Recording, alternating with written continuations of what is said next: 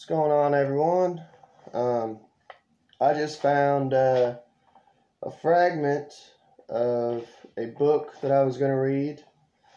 It's The Devil's Triangle by Richard Weiner, page 153. And I'm going to read till 155. But I don't know, I did a video on this. It was a book review on my channel. I think like a year ago now, when I first started my channel. So if you want to check out the actual book review, go for it. But if anyone's interested in like ghost stories and the Bermuda Triangle, this is like a ghost story in the Bermuda Triangle. So you get the best of both worlds, Bermuda Triangle and ghosts. So this one, I just thought it was a cool little story though, that I wanted to read. I found it interesting. So I'll go ahead and read it for you. Here we go.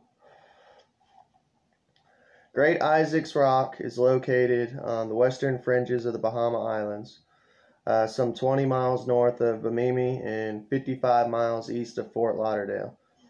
At its longest point, it measures but 3/4 of a mile. The surrounding waters abound with jagged coral reefs, and it was to this rock that the dismantled sections of the former Hyde Park landmark were delivered in 1859. Most of the same workers who disassembled the tower reassembled it.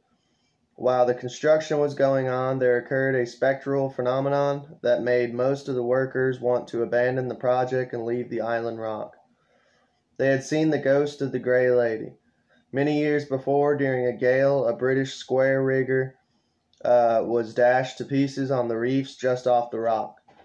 There was but one survivor, a tiny infant. The child was washed onto the Great Isaac's Rock, where salvagers found the baby several days afterwards. The baby, none the worse for the experience, was taken to Bimini Island and eventually returned to the relatives in England. According to local natives, this was only the beginning of the story. Just before each full moon, the ghost of the baby's mother, who perished in the wreck, would walk the length of the Great Isaac's Rock, weeping for her child.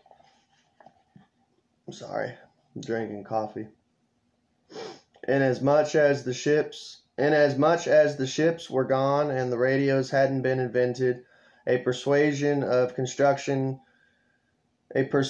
construction captain managed to get the structure erected. Upon completion of the reassembly job, a powerful light was installed atop the 152-foot tower, and red and white strips were painted around the new lighthouse, which was named the Victoria Light in honor of the Queen's Empire. Today this is known as Great Isaac's Light. The erection crew left, and the lighthouse keepers took over. The Grey Lady of the Great Isaac's Light, as the spirit would be called, continued her regular visits several nights before each full moon. A number of keepers resigned from their jobs after 1 month on the island rock. The ghostly visits went on until after the turn of the century. Finally, one night, a zealous head lightkeeper, who was also a layman of the church, performed a religious rite along with the Grey Lady's path that convinced her that her child was safe. She has never returned, so the story goes. So goes the story.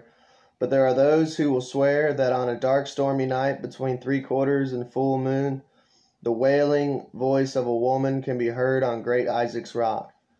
Down through the years, the towering structure that was the pride of the 1851 Great Exposition of London was unheralded by the world except for passing mariners and the men who kept its light burning.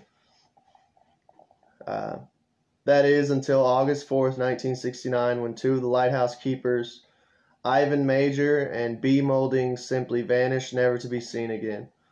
A Miami fisherman, Bruce Mornier, claims that shortly after the incident, he was in his small boat within sight of the Great Isaac's Light when he saw what he believed to be two underwater UFOs, large gray egg-shaped objects about 60 feet long, moving through the water at a high rate of speed just below the surface.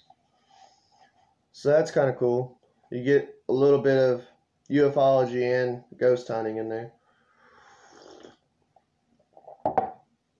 But that's the story of the Gray Lady of Great Isaac's Light. It's pretty crazy how like the moon was involved. Like it has to be 3/4 full. If like right before a full moon she appears. The USOs are kind of cool. They're big egg-shaped USOs. But yeah, I don't know. I just felt like I've been wanting to read that, make a video on it for a while, hell, a year, and I just haven't gotten to it. So that goes to show when I do say I'm going to make a video on something, I will. It might take me a year, but eventually I'll do it. But there you go. Y'all have a good day.